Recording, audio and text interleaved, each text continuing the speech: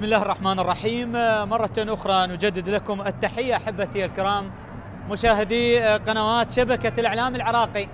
شوط المباراة الثاني لمباراة نادي النجف اللي يستضيف هنا على أرضية ملعبه نادي البيشمركة القادم من شمال العراق الحبيب إقليم كردستان، وبالتالي شوط أول انتهى بأفضلية نادي النجف بهدفين مقابل هدف واحد، هدفين مقابل هدف واحد لمصلحة نادي البيشمركة. إذن صافرة السيد فهد كريم تعلن عن بداية شوط اللقاء الثاني، ويبدو هناك تغييرات نعم لنادي النجف، دخول لعلاء أمهاوي، أيضا يشترك علاء أمهاوي، وأيضا هناك تغييرات لبيشمركة سنتعرف عليها من خلال هذه اللحظات. اللي دخل هو صاحب القميص رقم 33 نعم بشار كمال، مدافع سيد ريباز صديق. بعض التغييرات في الشوط الثاني، أيضا غادر اللاعب إيريان جوهر، وكذلك دخل اللاعب إسماعيل أحمد. جملة من التغييرات في هذه المواجهة. هنا محمد قاسم. إذن النجف يبحث عن العبور إلى الدور ربع النهائي من خلال هذه المباراة. في الجول، جول نعم ثالث لمصلحة نادي النجف. الهدف الثالث يأتي عن طريق رضا محمد حاكم، وبالتالي يعطي الأفضلية لغزلان البادية. وهذه الفرحة واضحة جدا لعشاق ولجماهير النجف وللاعبيه ودكة بدلاء نادي النجف. بالتالي هدف ثالث. شوفوا بالإعادة، شوفوا اللقطة من هنا، محاولة التسديدة، لكن بعد ذلك وصلت لرضا محمد حاكم اللي يضعها على يمين حارس المرمى، وبالتالي يعطي أفضلية لنادي النجف. 3-1 صارت نتيجة اللقاء، وهذه النتيجة تقرب نادي النجف من الوصول إلى مبتغى والوصول بعد ذلك والتأهل إلى الدور ربع النهائي. لكن لا زلنا نلعب بشوط المباراة الثاني، وفي بداية هذا الشوط مشاهدينا الكرام هذا هو رضا سعيد، أكيد ابتسامة وفرحة بالهدف اللي يسجل. لكن هنا السيد فهد كريم يتأكد من شرعية الهدف، إذا ما كان هناك حالة تسلل أو لا، ينتظر التأكيد من غرفة الفيديو الفار. السيد ليث فرحان وجهاد عطية هناك يتواجدون، وبالتالي الترقب والانتظار، الترقب والانتظار. هذا هو اللاعب البديل إسماعيل أحمد اللي اشترك في شوط اللقاء الثاني، وأيضا اشترك اللاعب بشار كمال، ويبدو دانا كاميران. وما 3 تغييرات نعم للبيشمركة في شوط المباراة الثاني. سيد عبد الغني الشهد، هل هناك حالة تسلل أو لا؟ سنترقب وننتظر قرار حكم المباراة حتى يأتي التأكيد هناك من الفيديو الفار. هذا هو فهد كريم الدرجة الأولى، كما ذكرنا لكم أدار عديد من مباريات دوري نجوم العراق في هذا الموسم، وحتى الآن ننتظر قرار حكم مباراة. نعم هدف يحتسب لمصلحة نادي النجف، وبالتالي 3 أهداف مقابل هدف وحيد لمصلحة البيشمركة في هذا اللقاء. 3-1 النتيجة عن طريق رضا حاكم، هو من سجل ومحمد الهدف الثالث بعد أن سجل مندي أول الأهداف ومحمد قاسم ثاني الأهداف. يأتي الدور على رضا محمد حاكم ليضيف هدف ثالث لمصلحة غزلان البادية. هنا محاولة لمصلحة البيشمركة، اسماعيل ينقل له كرة لي بهست هاور وسط الملعب، بهست عيد الكرة لكن قطعت، وصلت لمندي، مندي لعلاء، عيد الكرة لي فابريس، فابريس لعلي فايز. يحاولون أن يتناقلوا الكرات بهذه الطريقة، وبعد ذلك يحافظون على هذه الأفضلية، يلعبون بجهد أقل من أجل الوصول إلى الدور ربع النهائي. أفضل نتيجة لنادي النجف على مستوى بطولة كأس العراق الوصول إلى الدور نصف النهائي لموسم 2001-2002، ولكن يومها خسر أمام نادي الطلبة وغادر البطولة، وكانت أفضل نتيجة ربما في سجلات نادي النجف في هذه البطولة. كرة تعود، محاولة تدخل دفاعي وسط الملعب، لمسة لنادي البيشمركة، لا زال يحاول هنا سالار حسين قائد الفريق، ينقل له كرة يبحث عن المنطلق من هناك اسماعيل أحمد، ولكن الكرة فيها تدخل وإبعاد. هذا اسماعيل أحمد صاحب القميص رقم 30، وهنا الابتسامة والروح الرياضية الجميلة ما بين علي فايز ولاعب نادي البيشمركة، أجواء مثالية. كرة القدم دائما الروح الرياضية تكون حاضرة في كل ملاعبنا، في كل المحافل الكروية، هذا هو الأجمل في عالم كرة القدم. رمية تماس لمصلحة نادي النجف، ماكنزي، السيد عبد الغني شهد يعطي التعليمات للاعبين. كرة تعود هنا في وسط الملعب، محاولة عن طريق اللاعب البديل محمد جاسم أيضا اللي اشترك لنادي النجف، وكذلك علاء مهاو. تغييرين للسيد عبد الغني شهد في شوط اللقاء الثاني. كرة تصل لمصلحة نادي النجف، كرة ملعوبة، ماكنزي لمصلحة محمد قاسم، سيطر على الكرة أو محمد جاسم، هذا اللاعب بديل. بعد ذلك لرضا، تدخل لسالار يكسب مخالفة، سالار حسين الفيد قريب وحكم المباراة، وبالتالي أشار لوجود مخالفة لهذا اللاعب. قائد وكابتن نادي البيشمركة سالار حسين، شوفها بالإعادة هذه اللقطة اللي احتسب على إثرها حكم المباراة مخالفة لمصلحة نادي البيشمركة. البيشمركة كما ذكرنا يقف في المرتبة أو في المركز الثالث عشر في الدوري الممتاز لهذا الموسم، لديه 21 نقطة، وبالتالي حاول أن يظهر بأفضل صورة في الموسم أو في بداية المشوار. تفوق على نادي الفهد بركلات الترجيح، وبعد ذلك على كربلاء أيضا بركلات الترجيح. كرة تعود، موسى ينقل له كرة لكن تبعد إلى التماس.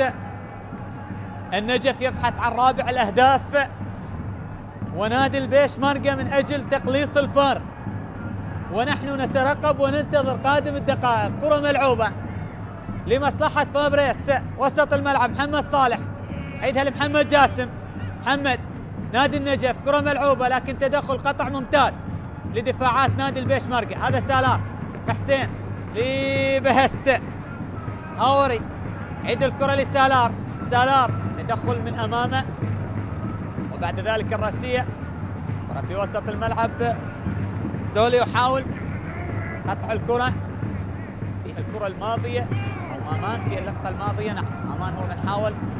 هدى كانت لرضا حاكم، رضا محمد حاكم يسقط على أرضية الملعب في هذه اللحظات، وبالتالي يكسب أيضا خطأ. سيد كريم هذا رجل واضح أمامك حكم مباراة اليوم، حافظ كربلاء، يدير أحداث هذه المواجهة. الكرة ملعوبة لمصلحة ماكنزي، يبحث عن الكرة العرضية، تنقل من هناك لكن التدخل حاضر دفاعات نادي بيشمركة، ومرة أخرى متابعة لمحمد قاسم، لكن الكرة بعد ذلك مبعدة. نعم مشاهدينا الكرام، كرة مبعدة إلى رمية تماس. هذه جماهير النجف الحاضرة في أرضية ملعب النجف الدولي تشاهد وتتابع هذه المباراة ضمن إطار الدور السادس عشر لبطولة كأس العراق. وسط الملعب علي فايز، علي فايز ينقل له كرة، عادت من هناك فابريس، لا زال ميناء يتفوق هناك على حساب الزوراء بهدف مقابل لا شيء. المباراة التي تقام بنفس التوقيت بالنسبة لهذا الدور السادس عشر. كرة ملعوبة، محمد جاسم يعيدها لمصلحة محمد صالح، من هناك لحارس مرمى سرهنج محسن، سيطر على الكرة سرهنج عذارية سرهنج، وبالتالي صافرة وخط. اخطاء لمثل هكذا مواجهات، وبالتالي سرهنج وسلامات لسرهنج. حاول من خلالها اللاعب عبد الله ثامر، واحد من افضل لاعبي ومهاجمي البيشمركة، حاول ان يتحصل على الكرة ويسجل هدف، ولكن بعد ذلك جاء قرار حكم المباراة باحتساب المخالفة لمصلحة سرهنج محسن. ننتظر عودة الحارس سرهنج، تلقى العلاج نادي النجف في الدور السادس عشر في موسم 21-22. غادر امام امانة بغداد بهدفين مقابل لا شيء، وفي موسم 22-23 خرج من البطولة أيضا في الدور 32 أمام نادي مصاف الوسط بهدف مقابل لا شيء. الموسم الماضي غادر أمام نادي القوة الجوية بفارق ركلات الحظ الترجيحية بعد التعادل بدون أهداف. اليوم أمام البيشمركة، هل ينجح بالوصول أم سيكون هناك كلام لأبناء السيد رباز الصديق القادم من شمال العراق الحبيب؟ بيشمركة محافظة سليمانية من كردستان، كل الحب والاحترام لكل فرقنا لكل أنديتنا العزيزة، وبالتالي كرة ملعوبة، اللي راح ينتصر راح يتأهل للدور ربع النهائي، سنبارك له جميعا. هذه كرة خطيرة للنجف، نجل الرابع ماكنزي، ولكن حلوة لحارس المرمى، تصدي رائع لموسى رشيد. بالتالي قطعت الكرة وعادت مرة أخرى.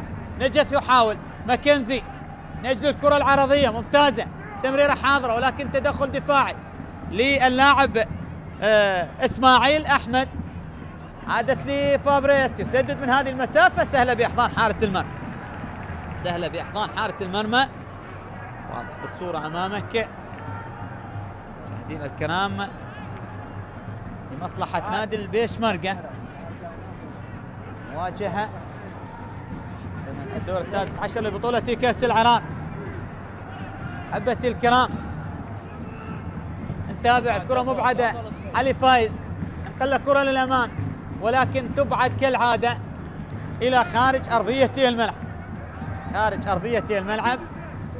هذا رضا، وهذا أمامك الواضح بالصورة السولي من غانا، يتواجد ضمن تشكيلة بيشمركة، وهذا سالار كما ذكرنا لكم واحد من اللاعبين الجيدين، اللاعبين المميزين لدى البيشمركة سواء في الدوري الممتاز أو في بطولة كأس العراق. كرة تعود من هناك على الطرف الأيمن، منقولة أو على يسار خيارات السيد رباز صديق في هذه المواجهة. كرة منقولة لمحمد جاسم، منتصف الملعب، محمد يتقدم، محمد يحاول لماكنزي، ماكنزي تنقل الكرة لكن التدخل موجود، قطع الكرة عن طريق اللاعب السولي نورو. هذا أمامك واضح بالصورة بشير بن محمد أيضا التونسي، تواجد في تشكيلة السيد عبد الغني شهد، لكن كرة منقولة، مامان يحاول يتركها لديار في وسط الملعب، صافرة وخطأ لنادي بيشمركة، خطأ في هذا التوقيت نعم يحتسب لمصلحة نادي بيشمركة. كرة منقولة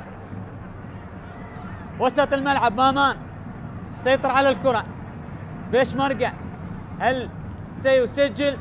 هل لديه القدرة على تقليص الفارق أم أن غزلان البادية سيضاعف النتيجة؟ نشاهد ونتابع عبر قنوات شبكة الإعلام العراقي. لا زالت الأفضلية لنادي النجف في المباراة التي تقام هنا في محافظة النجف الأشرف وعلى أرضية هذا الملعب، ملعب النجف الدولي اللي يحتضن هذه المواجهة. كرة يسيطر عليها ربما محمد قاسم، نعم يعيدها لعلي فايز، علي فايز يطالب بتهدئة الأمور بالنسبة لزملائه. الكرة تعود، علي فايز في الاستلام لسرهنج محسن حارس المرمى. مرة أخرى مشاهدينا الكرام لا زالت هناك نتيجة الميناء والزوراء بأفضلية نادي الميناء بهدف مقابل لا شيء. مباراتين بنفس التوقيت واحدة في محافظة البصرة وواحدة في محافظة النجف، وتستمر المباريات إن شاء الله للدور السادس عشر لبطولة كأس العراق. مشاهدينا الأحبة، أقرب لي سيرهانج ينقل له كرة، حاول يتقدم ماكنزي من أجل التمرير، كرة ملعوبة ولكن الرأسية والتدخل الدفاعي لا زالت الخطورة، هذه خطيرة وحارس المرمى حلوة لحارس المرمى هنا صافرة وخط، رغم أن شباكة استقبلت 3 أهداف في هذه المباراة، ولكن للأمانة حارس جيد أبعد الكثير من الكرات الخطيرة للاعبي نادي النجف. وبالسلامة لموسى حارس مرمى البيشمركة، بالسلامة إن شاء الله. أيضا اليوم هناك شوف الإعادة، شوف اللقطة، هذا محمد جاسم اللي اشترك في شوط المباراة الثاني. بعد ذلك الاصطدام مع حارس المرمى. إذا فيد كريم واضح أمامك بالصورة عزيزي المشاهد، كرة منقولة أمامية تبعد بالرأس وسط الملعب، لمسة لمحمد صالح، محمد صالح سيطر على الكرة، عيدها لي فابريس نقلها لعلاء مهاوي. علاء مثل منتخبنا الوطني ومثل العديد من الأندية، وبالتالي يتواجد اليوم مع نادي النجف، لعب لنادي القوة الجوية لأربيل للزوراء للشرطة. وهنا محاولة خطيرة، محمد قاسم عدى من أجل الرابع ولكن التدخل والإبعاد، كرة خطيرة كانت لمصلحة نادي النجف عن طريق هذا اللاعب المميز كما ذكرنا مشاهدينا الكرام في هذا الموسم مع غزلان البادية، محمد قاسم. يا سلام على المرور، وبعد ذلك الكرة عادت للنجف، كرة ملعوبة داخل المنطقة، لكن الله على موسى حارس جيد، دقق الكرة بشكل رائع وبالتالي سيطر على الكرة. هذا هو حارس مرمى نادي بيشمركة، ينقل له كرة موسى شكر رشيد حارس مرمى نادي البيشمركة، تلعب الكرة سولي حافظ على الكرة، يبحث عن مساندة، يجد سالار حسين لكن طالت على سالار، ما سيطر على الكرة. بعد ذلك تحولت إلى التماس، ماكنزي على التنفيذ، ماكنزي النجف يبحث عن هدف رابع، كرة منقولة محمد قاسم داخل المنطقة لكن عادت لي اللاعب رضا محمد لمندي وسط الملعب، مندي ينقل الكرة لمحمد صالح لعلاء مهاوي، حافظ على الكرة علاء مهاوي مرة أخرى، الكرة منقولة، استحواذ الأفضلية لمصلحة النجف واضح خلال ما نشاهده مشاهدينا الكرام في كل مكان هنا من أرضية ملعب نادي النجف وعبر قنوات شبكة الإعلام العراقي. الدور السادس عشر لبطولة كأس العراق لموسم 24-25. هنا هذا الواضح بالصورة عبد الله ثامر كان يطالب بالخطأ، لكن حكم مباراة أشار إلى مواصلة المشوار، وكرة تنقل سريعة لمصلحة علاء. من هناك يتقدم علاء، لكن الأقرب هو ديار في اللقطة الماضية. ديار حصل على بطاقة صفراء في هذه المباراة، وأيضا لديه صفراء سابقة، وبالتالي هنا تغيير. إذن دانا كاميران يدخل الآن ويغادر اللاعب يادقار إبراهيم غادر، ودانا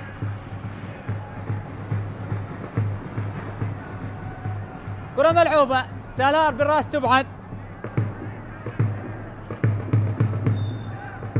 قميص رقم 88 دانا كاميران يشترك مهاجم. حاول السيد ريباز الصديق من تعزيز الأدوار الهجومية في قادم الدقائق. مباراة خلاص، وهذه بالإعادة هدف نادي النجف اللي شاهدناه، الهدف الثالث لمصلحة نادي النجف عن طريق رضا.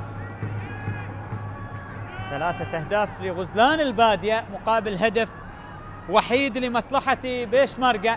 كرة منقولة يبحثون عن هدف ثاني، محاولة خطيرة ولكن التدخل هنا موجود. بعد ذلك الكرة عادت لمصلحة هيران محمد. هيران ممكن يبحث عن زميل، حاول يسيطر على الكرة، أعادها، لا زالوا يبحثون، يتمسكون بالأمل المتبقي لهم في مباراة اليوم، ولكن الكرة أقرب لسرهنج محسن، حافظ على الكرة. سرهنج يلعبها بشكل سريع، بعد ذلك يخرجها. نعم ما شاهد اللاعب بيشكو من إصابة حلوة لاعب نادي النجف.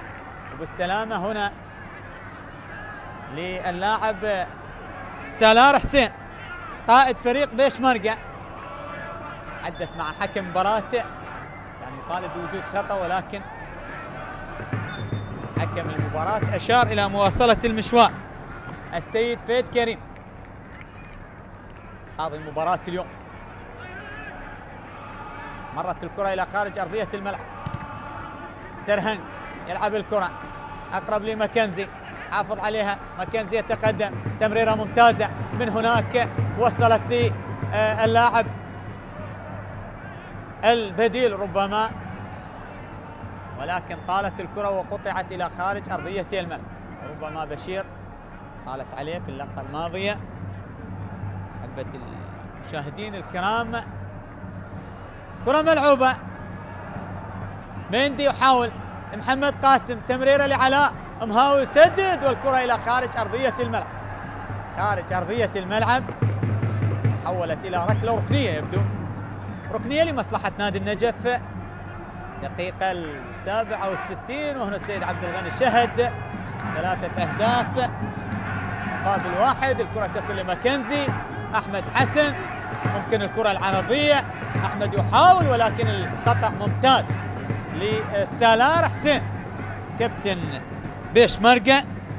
هذا واحد من الأسماء المميزة في هذا الموسم مع السيد ريباز صديق، لاعب جيد صاحب القميص رقم 19.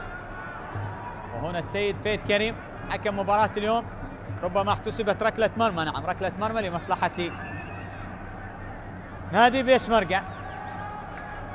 تلعب الكرة، سالار حافظ على الكرة، سالار يحاول، بعد ذلك ماكنزي ينقل له كرة داخل المنطقة، محمد قاسم لميندي، ميندي لا زال يحافظ على الكرة، يعيدها لفابريس، كرة ملعوبة أمامية لكن مبعدة عن طريق الدفاعات. هيران محمد يعيد له كرة لمامان، مامان لهيران، هيران محمد يتقدم ولكن القطع حاضر والتدخل، وبعد ذلك إلى رمية تماس.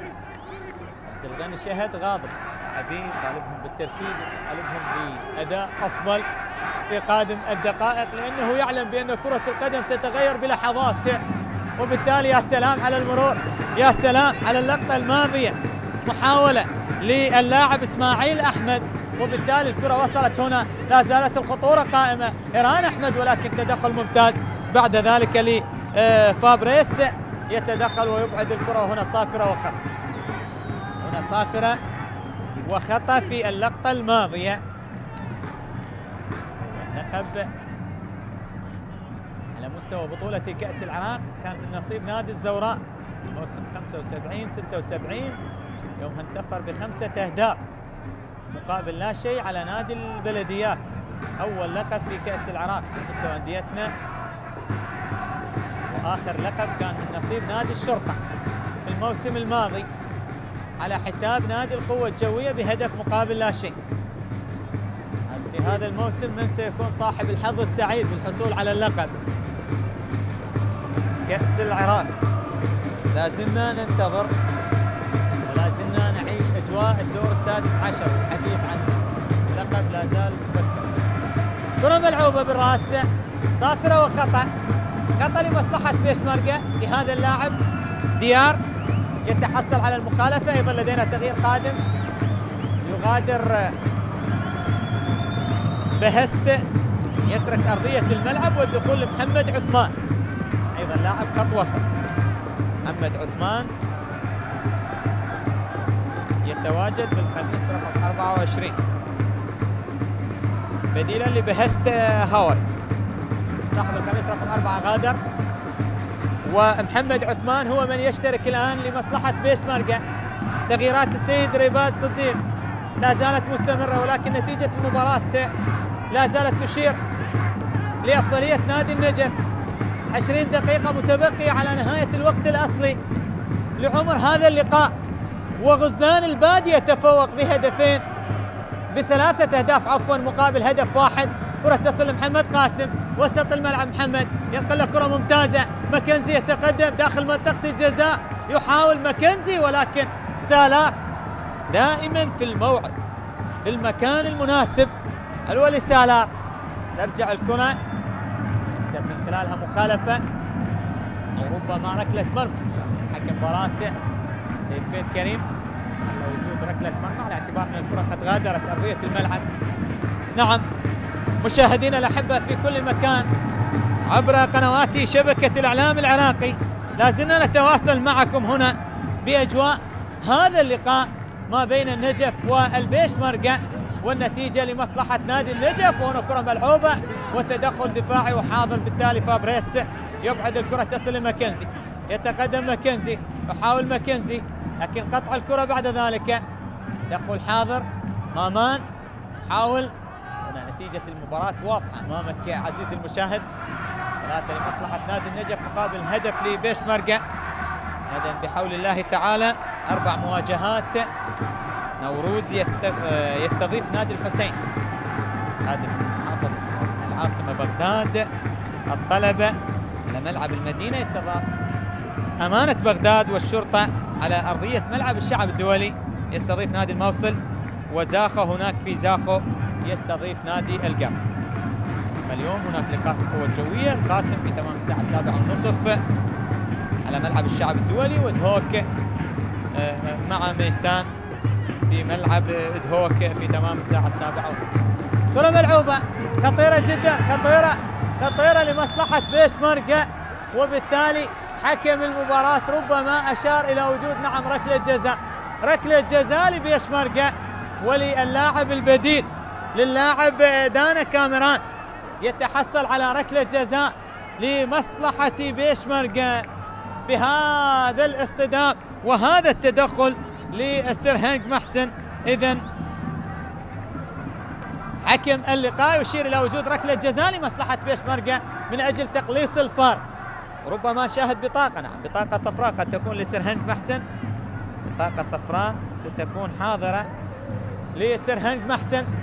هنا السيد عبد الغني شهد، أكيد نظرات واضحة، عدم الرضا على ما يقدمه لاعبي نادي النجف في هذه الدقائق، وبالتالي ركلة الجزاء. هنا محمد قاسم يتكلم مع السيد فهد، لكن خلاص اتخذ قراره ركلة الجزاء التي أشار إليها السيد فهد، وبالتالي ينتظر أن ينهض الحارس سرهنج محسن. سرهنج اللي كما ذكرنا لكم لعب لأمانة بغداد، والآن في هذا الموسم نعم يتلقى البطاقة الصفراء، كرت أصفر لسرهنج، وبانتظار ركلة الجزاء. من سينفذ لمصلحة بيشمركة؟ هل ينجحون من تقليص الفارق في هذه الدقائق؟ مشاهدينا الكرام متابعي قنوات شبكة الإعلام العراقي، حتى الآن نواصل معكم. شوفها بالإعادة هذه اللقطة، وهنا التدخل كان من سرهنج محسن ودانا كاميران اللاعب اللي اشترك قبل قليل في شوط المباراة الثاني يتحصل على ركلة جزاء. وهنا فرحة اللاعب هيران محمد باحتساب ركلة الجزاء. هل ينجح؟ هل يعود؟ ربع ساعة متبقية، ربما كل شيء وارد بالنسبة في كرة القدم. هل ينجح بيشمركة وأبناء ريباز صديق من العودة لمجريات اللقاء؟ كاميران هل هو اللي سينفذ ركلة الجزاء المحتسبة أم؟ نعم دانا كاميران هو من سينفذ ركلة الجزاء لمصلحة بيشمركة. إقليم كردستان الثمانية. بالتالي مشاهدينا الكرام هذا كاميران بمواجهة سرهنج محسن. يلا يا كاميران، جماهير البيشمركة تترقب وأكيد تنتظر هدف ثاني لكاميران في هذا اللقاء ولبيشمركة. نعم، ثاني لنادي بيشمركة إذا ما نجح كاميران بالتسجيل. كاميران بمواجهة سيرهنج يتقدم كاميران بالجول حطها. نعم، يسجل ثاني لبيشمركة. كاميران اللاعب البديل، الورقة الرابحة للسيد رباط صديق، يسجل ثاني الأهداف. شوفها بالإعادة، حطها على يمين حارس المرمى وبالتالي يقلص الفارق لمصلحة نادي بيشمركة. 3-2 صارت نتيجة المباراة، وهنا فرحة السيد رباط صديق بهذا الهدف. 3-2، ربع ساعة متبقية من الوقت الأصلي، ممكن أن يحدث كل شيء في مباراة اليوم. كرة ملعوبة بيشمركة، هذا الهدف سيعطيهم حافز تقدم أكثر للعملية، ولكن هنا ماكنزي النجف تنقل الكرة وسط الملعب، محاولة لمامان أمامية، تغطية حاضرة، مندي حافظ على الكرة ينقلها هناك في الجهة اليمنى لعلاء مهاوي، وصلت الكرة خطيرة ولكن التدخل والإبعاد إلى ركلة ركنية لمصلحة نادي النجف. هذا ديار يقطع الكرة في اللقطة الماضية. إذا ركلة ركنية لمصلحة نادي النجف. جماهير النجف حاضرة في ملعب المباراة، لا زالت تهازر وتساند لاعبيها. وهنا الركلة الركنية، كرة ملعوبة داخل منطقة، لكن الله على موسى يحصل على الكرة. يبحثون عن المرتدة بيشمركة. هذا هو اللاعب عبد الله ثامر مهاجم الفريق، 3 أهداف في هذا الموسم في الدوري العراقي الممتاز. وبالتالي محاولة هيران محمد ينقل له كرة ممتازة، ولكن سيرهنج يتحصل على الكرة. يتحصل على الكرة في اللقطة الماضية، ينقلها بعد ذلك. محاولة لنادي النجف، يتابعون محمد قاسم. محمد سيطر على الكرة، عيدها مندي علاء لفابريس لمندي، منتصف الملعب، يضطر بالعودة لعلي فايز. علي يتقدم، علي لمحمد، نقلت الكرة أمامية لرضا محمد حاتم، ولكن تدخل ممتاز للسولي. تدخل المباراة ربما أشار إلى وجود ركني. هذا سولي، دولي الغاني. هنا السيد عبد الغني شهد توجيهاته مستمرة للاعبين نادي النجف. بالتالي ماكنزي على التنفيذ. دائما هذا اللاعب متخصص في الكرات الثابتة بالنسبة لوزلان البادية. ركلة ركنية للنجف، كرة ملعوبة عالية داخل المنطقة بالراس تبعد، والتدخل للسولي مرة أخرى. عودة كاميران، حصل على الكرة، حصل على ركلة جزاء، قلص الفارق لمصلحة بيشمركة. 3-2 نتيجة المباراة، وبالتالي الكرة ملعوبة هنا لمصلحة نادي النجف. عودة لعلي فايز وسط الملعب. علي فايز حصل على الكرة لمندي. من هناك لعلي فايز في الاستلام، حافظ على الكرة. محمد صالح يتقدم وسط الملعب. محمد صالح، عادت الكرة لمصلحة نادي النجف، فيها تماس نعم جانبية. هذا ماكنزي على التنفيذ، ينقل له كرة، لكن حكم مباراة ربما يطالب بإعادة تنفيذ الجانبية في المكان المقرر. هذا ما أراده السيد فهد كريم حكم مباراة اليوم. مندي وسط الملعب، ينقل له كرة لمصلحة رضا، حاول يكسب مخالفة. نعم خطأ موجود، وحكم مباراة قريب السيد فهد كريم، وأشار إلى وجود الخطأ لمصلحة نادي النجف. لا زال يتقدم بنتيجة هذا اللقاء 3 أهداف مقابل هدفين، وبالتالي هذا السقوط وهذه بالإعادة والخطأ وركلة حرة مباشرة لمصلحة نادي النجف. علي فايز قريب من تنفيذ الكرة، ميناء لا زال يتفوق بهدف مقابل لا شيء حتى الدقيقة 82 من عمر اللقاء. هنا الخطأ لمصلحة نادي النجف. مشاهدينا الكرام، علي فايز على التنفيذ، حرة مباشرة في مكان جيد. علي على تنفيذ الكرة الثابتة، يحاول علي فايز سدد، ولكن سهلة لأحضان حارس المرمى، سهلة بأحضان حارس مرمى نادي بيشمركة. هذا موسى شكر رشيد حارس مرمى بيشمركة يتواجد اليوم بدلا من أيوب محمد، على ما شاهدنا أيوب في مباريات الدوري الممتاز، ولكن اليوم موسى هو من يتواجد في بطولة كأس العراق. 3 أهداف مقابل هدفين، حتى الآن لم تحسم الأمور بعد، على اعتبار لدينا 9 دقائق متبقية من الوقت الأصلي، والنجف يتفوق ب3 أهداف مقابل هدفين. كرة منقولة، محاولة لإسماعيل، سيطر على الكرة إسماعيل أحمد، عادت في وسط الملعب هيران أحمد أو محمد، عيدها لسالار حسين، مرور مثالي، سلام، سيطر على الكرة سالار، حاول أن يتقدم، لكن بعد ذلك التغطية موجودة وصافرة، وخطأ لمصلحة نادي النجف. خطأ لهذا اللاعب محمد صالح. محمد صالح هذا سالار اللي يبدو غير راضي على قرار حكم مباراته في اللقطة الماضية. هذه شوفها بالإعادة، تدخل مع محمد صالح، بعد ذلك كرة ملعوبة تصل لمصلحة نادي النجف، لكن قطع ممتاز.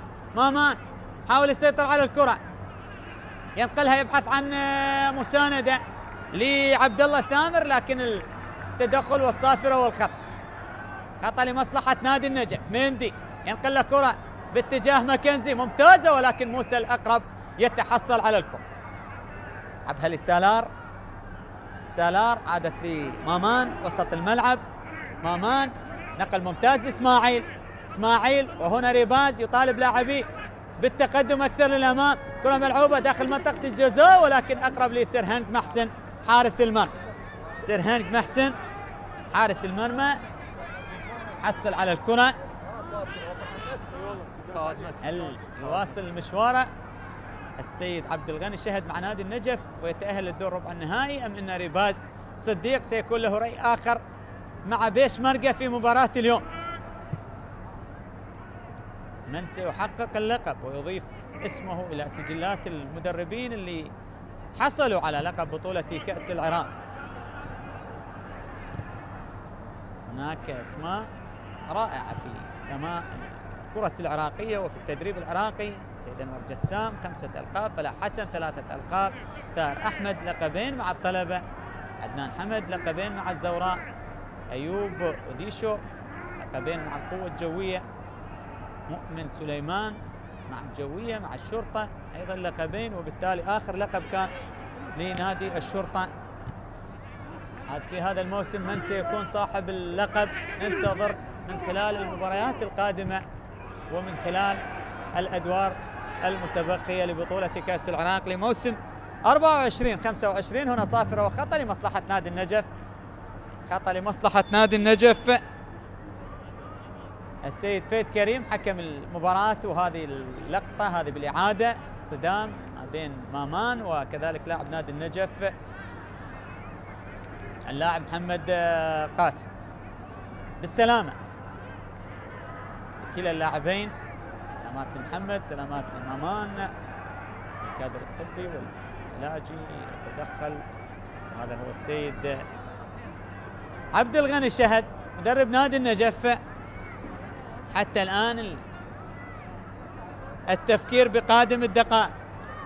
بيشمركة مشاركاته في موسم 21 ضمن بطولة الكأس أيضا كان لقاء مع الأمواج الموصلي، انتصر ب4 أهداف.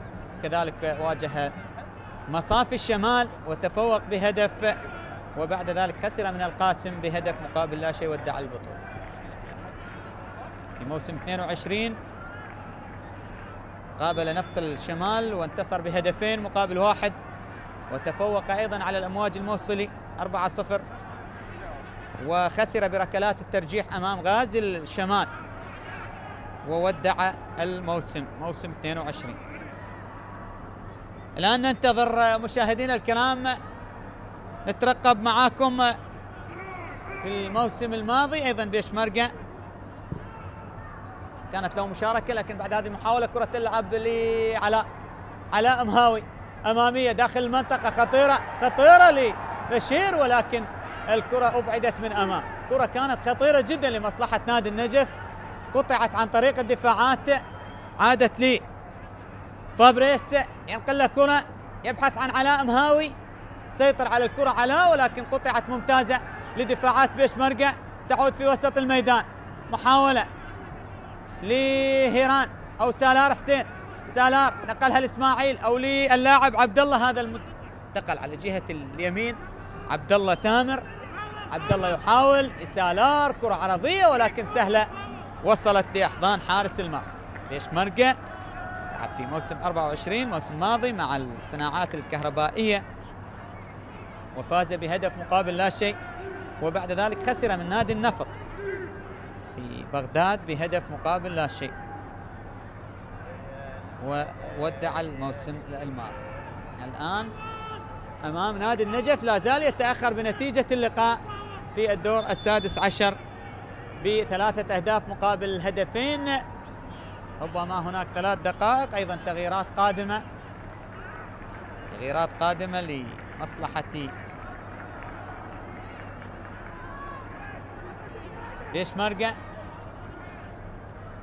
دخول لأحمد وهاب، أحمد وهاب صاحب القميص رقم 71 يتواجد بديلا لسالار، يغادر خلاص سج بأسماء هجومية من أجل الوصول إلى العودة والتعديل. هذا إسماعيل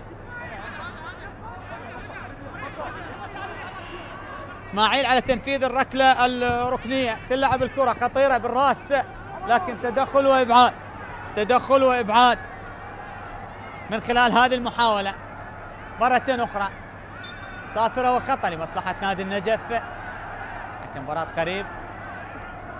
هذا ميندي قدم مباراة جيدة في هذا اليوم، وبالتالي الإعاقة موجودة، نعم تدخل موجود لمصلحة السنغالي صاحب 25 سنة، يلعب لنادي النجف في هذا الموسم. محمد حافظ على الكرة، محمد عيد الكرة من هناك لسرهنج محسن، سرهنج تنقل الكرة عالية أمامية، وصلت في وسط الملعب، ولكن الرأسية والتدخل والإبعاد، وبالتالي الكرة مرت إلى رمية تماس جانبية.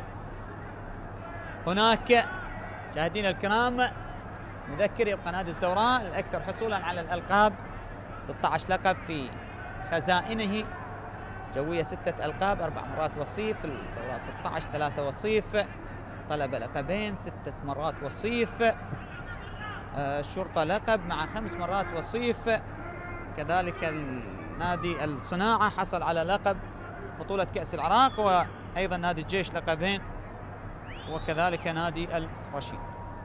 إذن مشاهدينا الكرام نلعب في الدقيقة الأخيرة من الوقت الأصلي لشوط المباراة الثاني ولعمر هذا اللقاء، دور السادس عشر، هنا عبر قنوات شبكة الإعلام العراقي ومن أرضية ملعب نادي النجف الدولي. هنا صافرة وخطأ لمصلحة بيشمركة.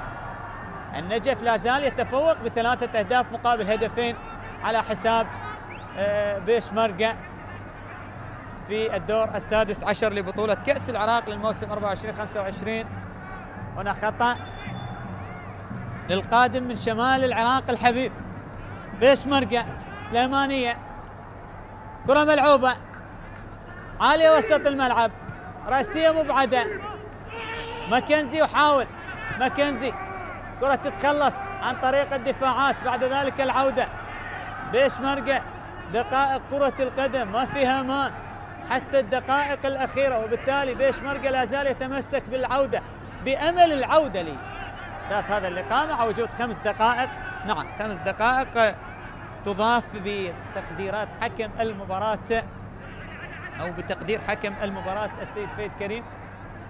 5 دقائق كوقت محتسب بدل من ضائع، هذه بالإعادة اللقطة الماضية، وبالتالي حكم المباراة يشير إلى مواصلة المشوار.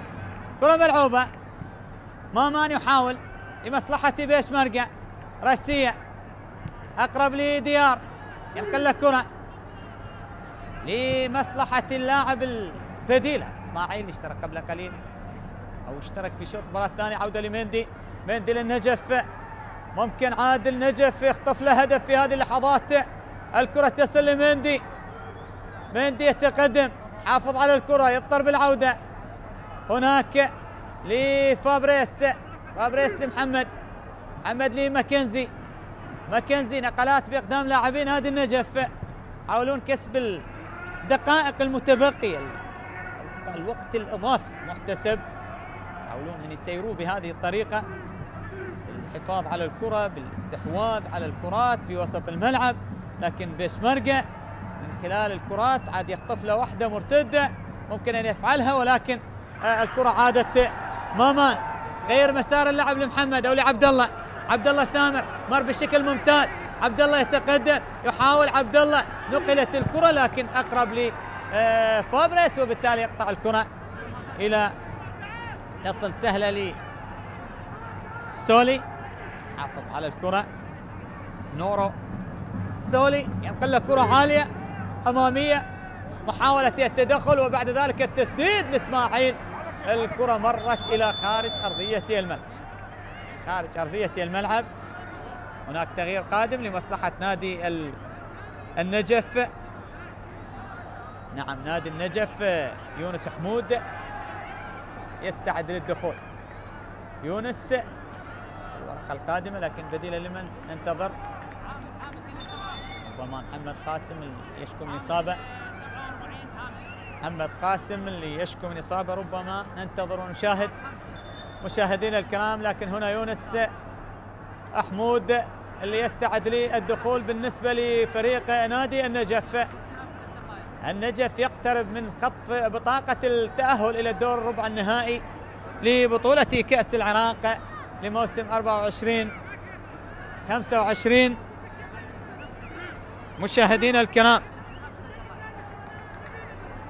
نعم ينقل خارج أرضية الملعب بالسلامة لمحمد قاسم، واحد من نجوم الموسم مع نادي النجف. الميناء لا زال يتفوق على نادي الزوراء حتى الدقيقة 90 بهدف مقابل لا شيء. هناك وهنا بطاقة صفراء لمحمد، بطاقة صفراء لمحمد قاسم، ربما السيد فهد كريم اعتبر تأخيرا للوقت وبالتالي يتحصل على بطاقة. نعم يترك أرضية الملعب لزميله يونس حمود، يشترك بديلا لمحمد قاسم. بالسلامة يا محمد، غادر أرضية الملعب وحكم المباراة يشير إلى مواصلة المشوار فيما تبقى من الدقائق. هنا سيرهنج محسن حارس مرمى نادي النجف. مشاهدينا الكرام في كل مكان، لا زلنا معكم عبر قنوات شبكة الإعلام العراقي ونقل أحداث وتفاصيل مباريات كأس العراق الدور السادس عشر. النجف هنا اللي يضيف نادي بيشمركة، لا زال يتفوق ب3 أهداف نادي النجف على حساب الضيف البيشمركة ب3 أهداف مقابل هدفين. كرة تعود مرة أخرى، بيشمركة يتقدم لكن قطع وصافرة وخطأ، يقول حكم اللقاء خطأ لمصلحة البيشمركة. هنا اللاعب محمد عثمان، ولكن أيضا تغيير قادم لنادي النجف. زين العابدين رائد يستعد للدخول بديلا لرضا محمد حاكم. خلاص بيت يطالبه الخروج من أقرب مكان، وبالتالي اللاعب البديل هو زين العابدين. زين العابدين الآن يشترك بديلا لرضا محمد حاتم في هذه الدقائق. الكرة منقولة بالراس تتخلص تصل لميندي، حافظ على الكرة ميندي، نقلت أمامية مرة أخرى، خطفها ممكن يخلصها بشير، ولكن حارس المرمى حلوة لموسى، ولكن المحاولة مستمرة والخطورة لا زالت قائمة لنادي النجف والتدخل الدفاعي، والكرة تبعد إلى ركلة ركنية. بشير أضاع عديد من الفرص اليوم، لكن تألق لحارس المرمى موسى. رشيد شوف الإعادة، شوف المحاولة، ولكن التصدي كان رائع لحارس المرمى. بعد ذلك تبعد إلى ركلة ركنية لمصلحة نادي النجف. هذا بشير بن محمد لاعب التونسي. ماكنزي على تنفيذ الركلة الركنية، دقيقة قد تكون الأخير من عمر هذا اللقاء. النجف في طريق الوصول إلى الدور ربع النهائي. مشاهدينا الكرام، كرة ملعوبة ولكن أقرب لحارس المرمى، حصل عليه حارس المرمى، يكسب مخالفة، يتحصل على خطأ لمصلحة بيشمركة، وبالتالي يونس. كرة تلعب سالار، ينقل له كرة عالية، محاولة أمامية، كرة الأمل المتبقي لمصلحة بيشمركة. بعد ذلك ربما سنستمع لصافرة النهاية، على اعتبار دخلنا في الدقيقة السابعة من الوقت المحتسب بدل من الضاع. وهنا السنهن، لكن أكيد سقوط محمد قاسم. بعض الحالات على إثرها حكم مباراة مدد الوقت المحتسب بدل من الضاع. هنا السيد عبد الغني الشاهد يطالب بإنهاء المباراة. الكرة منقولة، محاولة لمصلحة بيشمركة، يتحصل على الكرة سالار حسين. سالار لا زال محافظ على الكرة من جديد، قطعها ميندي يحاول وفيها خطأ، فيها مخالفة. وهنا بهذه اللحظات مشاهدينا الكرام تنطلق صافرة السيد فايد كريم. تنهي أحداث هذه المواجهة بانتصار نادي النجف على حساب بيشمركة ب3 أهداف مقابل هدفين، ليتأهل إلى الدور ربع النهائي. مبارك لنادي النجف هذا التأهل، هذا أوفر لنادي بيشمركة في المسابقات القادمة وفي الدوري العراقي الممتاز.